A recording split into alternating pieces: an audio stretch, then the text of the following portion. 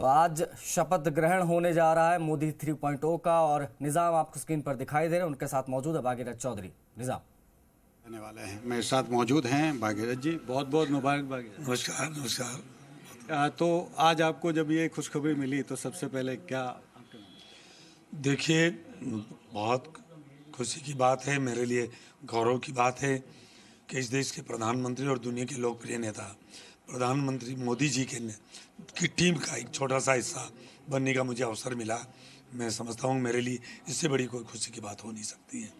2 बार आप विधायक रहे अजमेर से और दूसरे 2 बार सांसद, और जिस तरह से 7 लाख के करीब इस बार वोट मिले और उसके बाद अब आपको मंत्रिमंडल में शामिल किया जा रहा है, तो क्या आपको लगता है कि ये एक उपहार है जनता के लिए, आपके क्षेत्र का और आपके पर्यावरण को?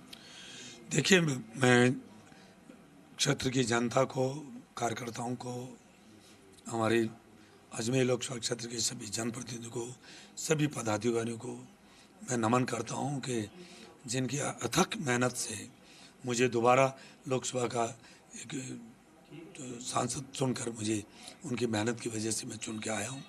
और मैं प्रधानमंत्री मोदी जी का, शीर्ष नेतृत्व का मैं आभार व्यक्त करना चाहूँगा कि जिन्होंने मेरे पर भरोसा किया, मुझे दोबारा टिकट भी दिया और जीतने के बाद मुझे मोदी जी की, प्रधानमंत्री जी की एक टीम का छोटा हिस्सा बनने का अवसर दिया।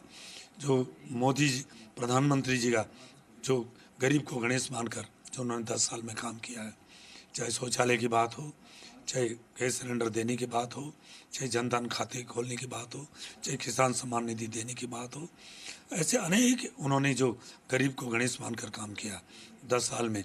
और जो 25 करोड़ से ज़्यादा जनता गरीबी रेखा से बाहर निकली है, जो 11वें पायदान पे था, ये देश आर्थिक रूप से 5वें पायदान पे आके खड़ा हुआ। और वे, मैं कह रहा हूँ, जो आज का ऐतिहासिक दिन है, जो तीसरी बार हमारे देश के प्रधानमंत्री नरेंद्र भाई मोदी जी बनेंगे और ये देश तीसरी शक्ति के रूप में आर्थिक रूप से उभर कर आएगा। अगर राजस्थान की बात करें, जिस तरीके से राजस्थान को प्रतिनिधित्व तो पहले मिला जबकि रिजल्ट अलग था, और इस बार रिजल्ट कम होने के बावजूद राजस्थान को फिर से बेहतर प्रतिनिधित्व मिल रहा है, तो इसके ऊपर क्या कहते हैं? देखिए, प्रधानमंत्री जी का हम आभार व्यक्त करना चाहेंगे और शीर्ष नेतृत्व का, जिन्होंने राजस्थान को 4 मंत्री बनाए हैं। और मैं तो ये कह सकता हूँ कि 2014 में 25 सीट आई, 2019 में भी 25 आई, अब की बार हमारे आशा के अनुरूप नहीं आई। तो उसका सबसे बड़ा जो कारण था कि हमारे प्रथम और द्वितीय चरण के अंदर हमारे चुनाव थे और विपक्ष ने एक भ्रम फैलाया कि अब की बार जैसे 400 पार का नारा लगा, तो उसमें यह था कि इस संविधान को बदलेंगे, ये SC ST OBC के आरक्षण खत्म कर देंगे। जबकि मोदी जी ने कहा कि मेरे जीते जी कभी आरक्षण को ख़त्म नहीं करेंगे, हम संविधान को बदला नहीं जाएगा। परंतु विपक्ष वाले, क्योंकि झूठ तेजी से फैलती है, सच देरी से चलती है, पर आखिर सत्य की जीत होती है। उन्होंने झूठ भ्रमित, ऐसे जनता को भ्रमित कर कर उन्होंने, वाकई में हम मानते हैं कि जिस आशा के साथ जो हमारी को उम्मीदें थी, उतनी सीटें हम राजस्थान में अब की बार ले नहीं पाए। फिर भी हम शीर्ष नेता का आभार व्यक्त करते हैं कि राजस्थान को प्रचुर उन्होंने प्रतिनिधित्व दिया है। किसान परिवार से आते हैं आप, तो क्या कुछ आप सोचते हैं कि किसानों के लिए इस बार क्या करना है? देखिए, मोदी जी ने किसान की खुशहाली के लिए उन्होंने 10 साल में जो काम किया है, उनका एक विजन था कि किसान की आमदनी दुगनी आनी चाहिए।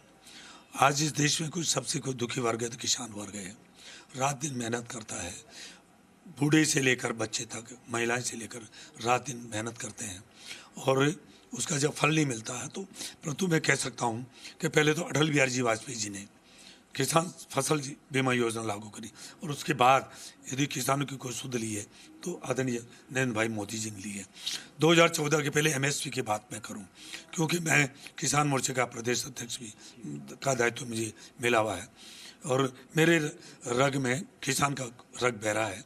मैं दावे के साथ कह सकता हूं और ईमानदारी से मैं कहता हूं कि मोदी जी ने जो किसानों के लिए जो काम 10 साल में किया, वाकई में यदि पूर्ति पहले की जो सरकारें, जो विपक्ष वाले जो 60 साल तक केंद्र और राज्यों में सरकारें दी है, वो करती तो आज किसान की दशा ये नहीं रहती। MSP की मैं बात करूं, 1100 रुपये क्विंटल बाजरे की 2014 के पहले 1100 रुपये MSP थी बाजरा, जो पूरे देश में 75% बाजरा हमारे राजस्थान में होता है। उन्होंने कभी कोई ध्यान नहीं दिया। आज 2500 रुपये क्विंटल बाजरे की 10 साल में 1400 रुपये क्विंटल बढ़ा है। और ये अलग बात है कि हमारी पूर्ववर्ती जो कांग्रेस सरकार थी 5 साल में एक दाना उन्होंने बाजरा नहीं खरीदा। और मैं बाजरा ही नहीं, चाहे दलहन हो चाहे तिलहन हो, MSP 1 गुना 2 गुना 2.5 गुना 3 गुना तक बढ़ी है। इतना ही नहीं, किसान सम्मान निधि देकर, नाम भी क्या, किसान सम्मान निधि, क्योंकि अंदाता है ये, तो उन्होंने 6,000 रुपये 2 किस्तों की 3 किस्तों के रूप में 6,000 रुपये देने का काम किया, तो नरेंद्र भाई मोदी जी ने किया। और बड़ी खुशी की बात है कि हमारी राजस्थान की सरकार, जो भजनलाल जी की सरकार, जो 100 दिन हुए थे और आचार संहिता लगी थी, उन्होंने ERC भी लागू करी। मेरा अजमेर लोकसभा क्षेत्र पूरा आता है। उन्होंने किसान सम्मान निधि 2,000 रुपये बढ़ाई। उन्होंने डीजल पेट्रोल में वेट कम किया। उन्होंने गैस सिलेंडर माताओं बहनों के लिए उन्होंने 450 रुपये गैस सिलेंडर की रेट करी है। इतना ही नहीं, हमारे नौजवानों को जो पूर्ववर्ती सरकार ने उनका भविष्य अंधकारमय कर दिया पेपर लीक की वजह से, उसके लिए उन्होंने SIT लागू करके उन्होंने जितने भी दोषी थे उनको जेल में भेजा। बाकी बच्चे उनको भी वो जेल के शिकंजे में जाएंगे, वो भी पुख्ता इंतजाम किया। नौजवान जो ठगा सा महसूस किया गया 5 साल में गहलोत जी की सरकार में, उसका भी पुख्ता इंतजाम किया। इसलिए मोदी जी के नेतृत्व में और हमारे राजस्थान भजनलाल जी की सरकार, जो डबल इंजन की सरकार बन गई, राजस्थान में, अजमेर लोकसभा क्षेत्र में और पूरे हिंदुस्तान में विकास की दृष्टि से अब ये स्वर्ण अक्षर में लिखा जाएगा ये जो आने वाले 5 साल है मोदी जी के नेतृत्व में। सर, लंबे समय बाद अजमेर को अगर कहे जाए तो केंद्रीय मंत्रिमंडल में एक बड़ा कह सकते हैं हिस्सा मिला है और शामिल किया है, तो काफ़ी उम्मीदें हैं अजमेर को। तो आपको क्या, आपकी प्रायोरिटी क्या है अजमेर को लेकर? देखिए, अजमेर एक ऐतिहासिक नगरी है। आपको पता है अंतिम हिंदू सम्राट पृथ्वीराज चौहान जी अजमेर से ही पूरे